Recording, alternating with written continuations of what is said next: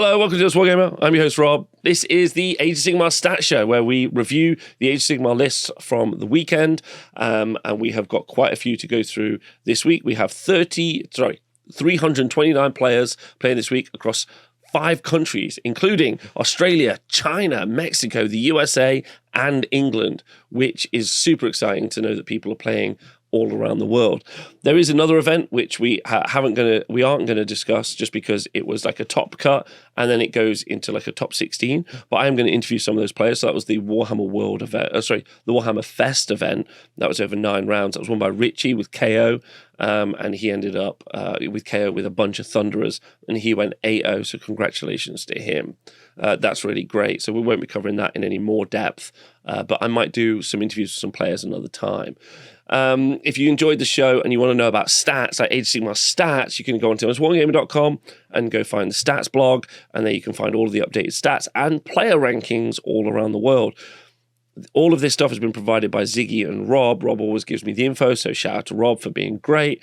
And let's get on with the show. If you want to support the show, like, subscribe, comment, and also join our Patreon. Thanks for listening, and let's go on with the list. First event we're going to look at today is the Age of Sigmar Welsh Open. 50 players playing it out over 5 rounds at Firestorm Games in Cardiff. You want to go check it out? Organised by Dan Arnold and Owen Jackson, the previous organisers of the Six Nations event. 50 players attended, and it was won only 5-0 by Hazel, our very own chatter in the chat. Hazel, shout out to Fishy Hazel in the chat. But she's running some big lads now, some Ogre Moor tribes, bold ahead. Don't forget they get +2 wounds on their profile, which is pretty good because the Frostlord and Stonehorn starts out with a 3-up armor save and a 5-up ward. I think that takes them up to 16 wounds, which is pretty incredible. So she's named all of her, so that's what the sub-faction does. Frostlord and Stonehorn. Command trait Voice of the Avalanche allows her to do a command ability anywhere on the board once per battle, which is pretty cool. Rotmane Eldar, -1 to wound, and an Arcane Tome, I assume, for a Mystic Shield, making that a very difficult to shift. 2+ with an all-out defense. It's going to be a 1+. With a Finest Hour, it's going to be a 0+. 5-up ward, Frostlord and Stonehorn. You're not shifting that quick, is all I'm going to say. Then Huskard on Thundertusk, and then 3 Stonehorn Beast Riders and a Thundertusk Beast Riders. What's important about these is the Blood Vulture, as well as being counting as 10 on objectives. The Blood Vulture can pick a unit anywhere on the board, or on 2+, do a mortal wound. When you've got 5 of those, and it's an ability, not a shooting attack, you're going to be able to do 5 mortal wounds at anywhere on the board. So you can pick out Galician champions, you can just do some damage into a monster, pick out a little unit you want to battle shock, and then the whole thing is just doing loads of damage on the charge, smashing people in, having a great time. It's kind of the aggro version of ogres. So it does of Gargants.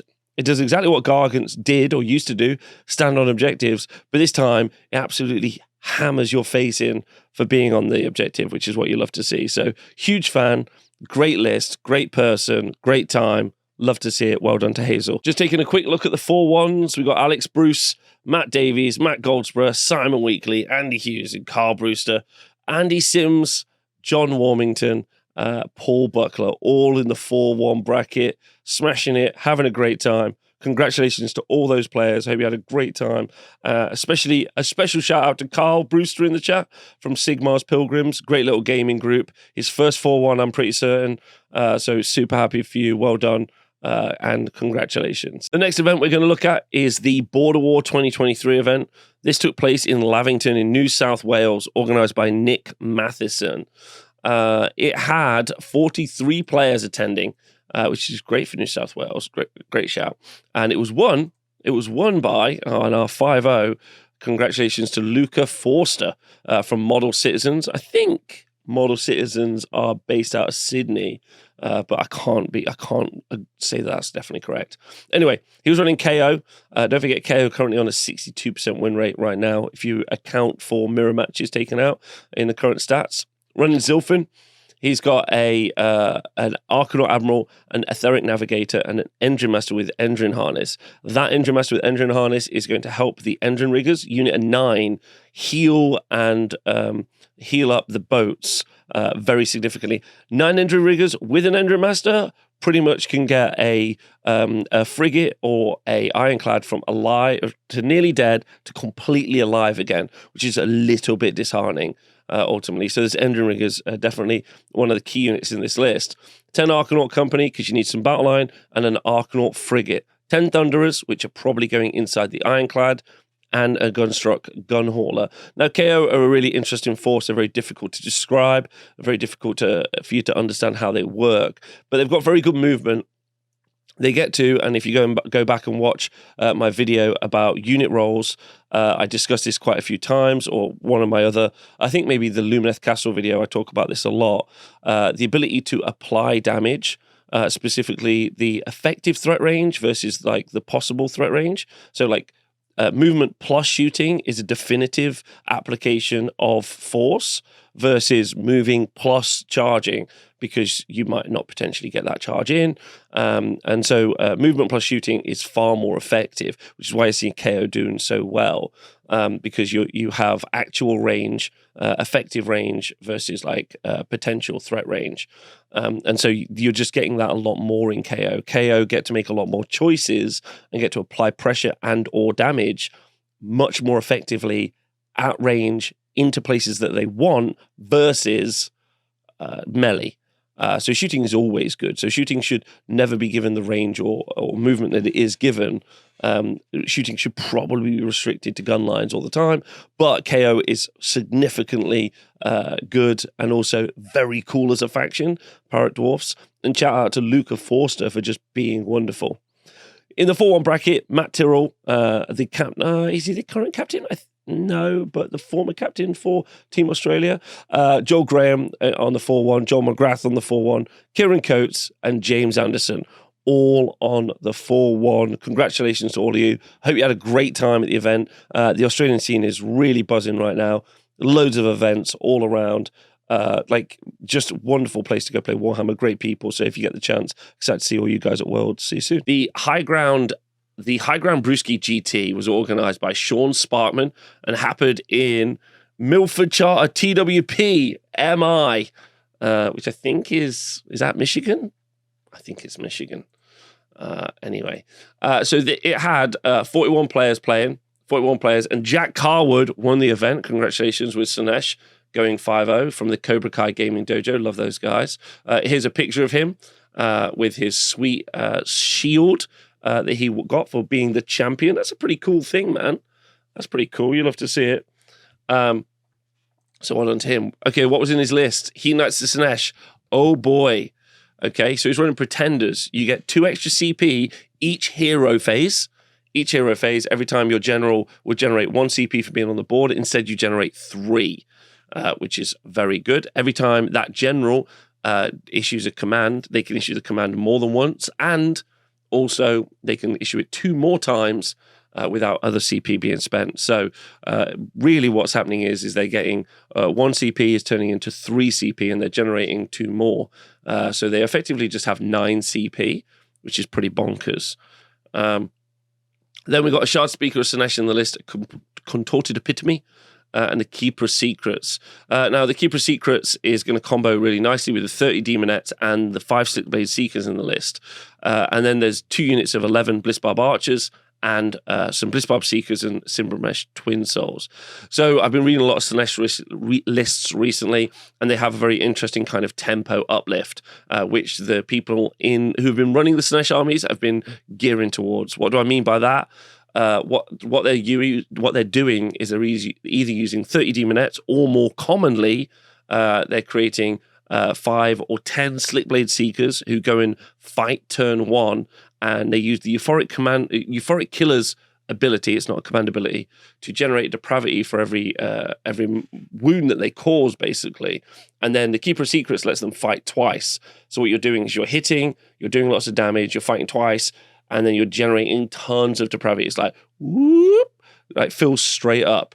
And that's what you're seeing there. The Blitzbarb archers are shooting screens out the way. Sometimes you see more Blitzbarb archers than this. The Blitzbarb seekers are shooting unit and making it so they have -1 to the save. And then the Blitzbarb archers are also shooting the unit. The whole time that you're shooting with the Blitzbarb archers, you are also making your opponent use the dice to see if you generate more depravity or do more mortal wounds.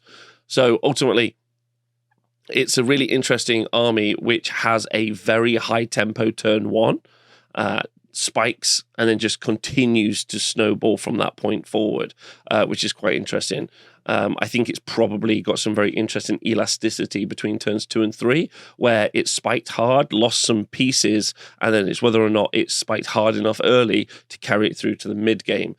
Very much like we're seeing with a lot of the current Beasts of Chaos lists, and I guess KO, but KO is slightly different because they're doing all of the damage early, and then they do have some recursion though.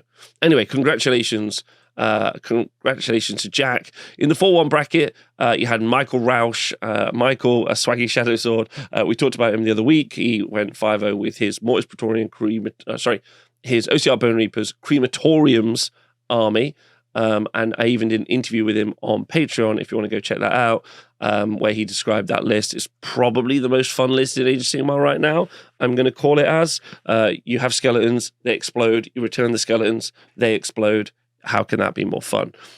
Carlos Moons with the 3 and 2 draws. It's pretty unique. Congratulations to you. Rob from the chat going 4-1 with the from Cobra Kai again. I didn't know you in Cobra Kai. That's great. Jeff on the 4-1. Also love Jeff. Kyle 4-1 as well from the Detroit Warhammer Club. So shout out to all of you. You're all wonderful. Congratulations for doing so well. Our next event is the Spring Rubicon event. Now, this event had 40 players in Wisconsin, USA. There you go. It was organized by Sean Rocheleau. Shout out to Sean. I hope he's doing really well. And the event was won by Nicholas True from the Tough Crowd, or the Tough Cloud, apologize. And then you got Barrick Zilfan, so he's running Karajan Overlords. He had an Arcanaut Admiral, an Aether Chemist, and Brock. Love a bit of Brock. He's pointed really well now, Brock, my opinion. 15 Thunderers, 10 Arcanaut Company, a Frigate, and then some Endrin Riggers and an Ironclad. Everything I've said about KO before is the same as well. A lot of conversation in the chat, which I think is fair, that you're seeing a bunch of different sub-factions do well, which maybe means the army is very good, and so you don't have to super optimize into one sub-faction. But again, slightly different list to the list we saw previously. Thunderers are different. Brock in there as well this time, so that mixes it up. Frigate and an Ironclad. So just wonderful stuff. And congratulations to Nick, who I know is a super cool dude. In second place, Barton Kennelly. Love that guy. Barton. 4-1. John Oting, 4-1. Isaiah Ramchik, 4-1. Alex Shankel, 4-1. Alex Binns, Matt Griffin. All going 4-1. Shout out to everyone there. Hope the event was really good in Wisconsin. Our next event is in Mexico, which is absolutely fantastic. It's the El Bunker, a Matter of Honor, organized by Carlos Moreno, and it had 24 players playing, being held here in this little lovely part of Mexico. So congratulations to those. You love to see it.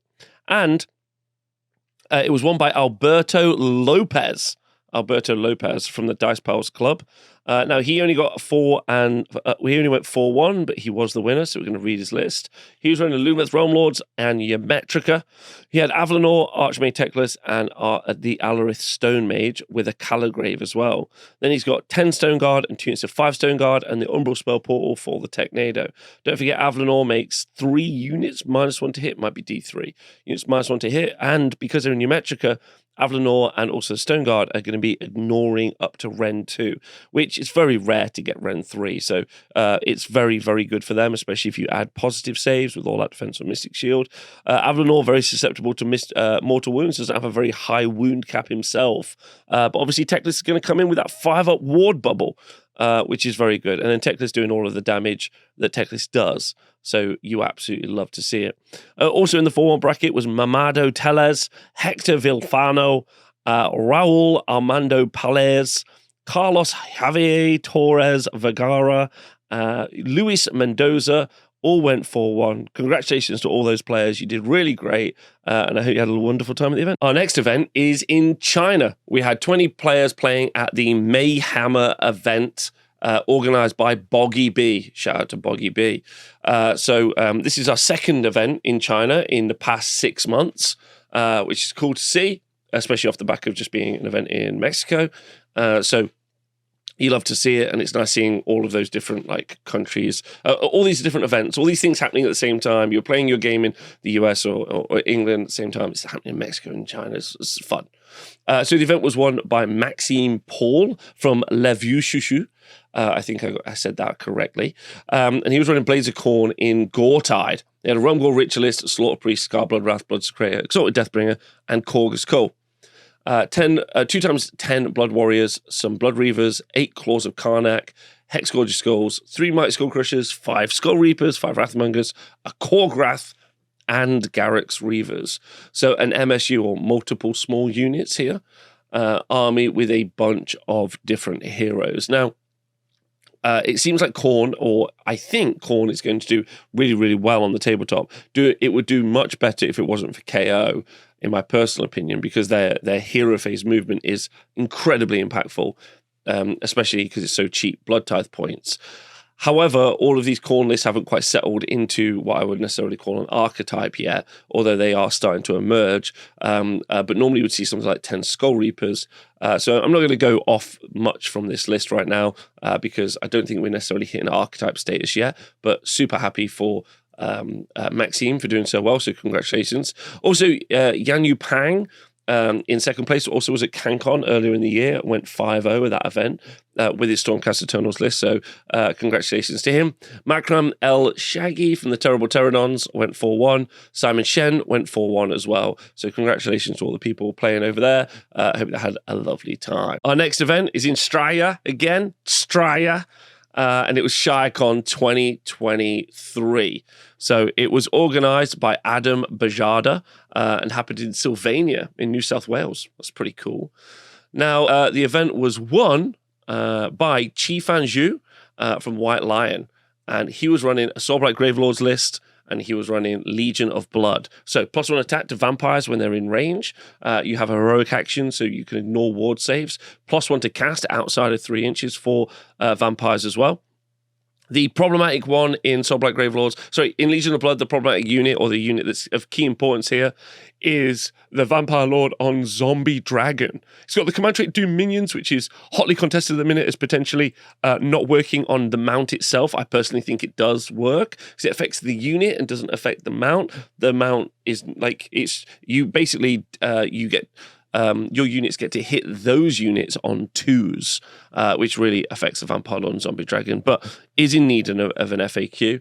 Cloak of Mist and Shadows makes it ethereal as well, so it's a very fighty character that ignores ward saves, makes it so itself and other units around it hit on 2s, and it also is ethereal. Also got the Hunger on Vampire Lord and Zombie Dragon. Healing is very effective on this. Kato Ezekar is in the chat. Not in the chat, sorry. Kato, is in the list. Vampire Lord and Neferata. Don't forget Neferata has got a spell which makes a unit immune to rend as well. 3 units of Death Rattle Skeletons. I think these are fantastic units at 85 points. You can get multiple Death Rattle Skeletons. I definitely could see people reinforcing these. And then 2 units of fully reinforced, of reinforced Graveguard. They're not fully reinforced. They've only been reinforced once. So 20 Graveguard, 20 Graveguard in the list as well, which are very, very, very strong in a fight, especially when they're all hitting in 2s, thanks to the Doom Minions. So I think you're going to see Legion of Blood be one of the more popular sub-factions for Soulblight Gravelords, and we've already seen that several times, and we talked about it on the previous weeks. Then Gary Chen going 4-1 with OCR Bone Reapers. Robert Reimers going 4-1 with Hosts of Slanesh Pretenders. So congratulations to all of them. Good day to everyone in Australia. Hope you had a good one. See you soon. Our final event takes us back to Australia, but this time we're going to good old Tassie at the Good Games Hobart store is where we're going for the Has To Who Let the Dogs Out event. organized by Mitch Baskis. So shout out to Mitch in the if he's watching. It was won by Ethan Armstrong, writer for Warhammer, and he was running Adnet Deepkin, and it was Morfan. In his list, he had an Achillean King, a Lotan, an Achillean Thrallmaster, and a Soul Render. He's got 2 units of 10 Reavers and 2 units of 20 Thralls, a unit of Aether Wings, and then a Leviathan. That Leviathan, obviously providing that like AoE like +1 save, which is legit in my opinion. Early, especially when it stacks with the tides for like the pluses to save. The Reavers being able to shoot out a bunch of stuff so the Thralls can eventually charge is good, and then the fighty Achillean King is really good, and then the Thrallmaster for buffing up the Thralls, and the Soul Render for returning them. I think for me, this is really impressive because also Deepkin are really struggling at the minute in kind of the wider competitive community, and I think it's because other army books have their utility. I'm thinking of Slaanesh right now. They're very similar, but Slaanesh get to stack a bunch of depravity on top of this, as well as some other little tricks and pieces. They don't really engage in the magic phase because you don't have any cheap wizards either, so you don't get any like overlapping, like really powerful spells and or buffs. So quite an interesting army that's not doing that well at the minute. I'd really like to see how it how it could maybe do in the future. Anyway, and then we got Zach Green on 3 wins and a draw. Sam Rubeck with 3 wins, a draw, and a loss. So congratulations to everyone at that event. Okay, so a fun week. Again, same as always. I know this one was quick because busy doing AOS Worlds prep. Do not forget, you can check out all the AOS Worlds videos on T Sports Network YouTube. Just follow along the Honest Wargamer socials. You'll see all of that stuff posted out as well. Because that's a bunch more lists and info about the current game state if you're interested. The game at the minute is very interesting. A lot of those new battle tomes are dominating. It does seem KO are very strong, arguably too strong. What to do about that? I'm not really sure. I feel like there are some counters to KO, but they're very specific, and that doesn't help the wider community if you want to run a different army or a different list. So I think that's something that something to think about. Apart from that, it's just really fun seeing different armies play all around the world and different communities playing all around the world and enjoying kind of the same game and same game state. We have seen Soulblight Gravelords pop up, which has been good. We're starting to see Khorne pop up, which is good. We should start seeing more OCR Bone Reapers sometime soon, which is really engaging. I'm surprised we haven't seen quite as much about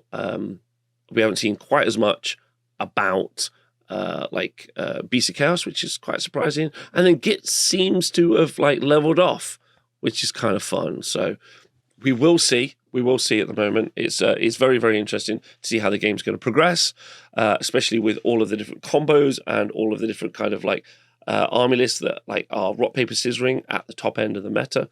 So looking forward to seeing more of that. Don't forget, you can check out all the stats on thehonorwargamer.com. Please do go check them out. And if you'd like to support the show, we do have a Patreon, and it'd be great if you could help support the show via that. Thank you very much, and I hope you have a lovely day.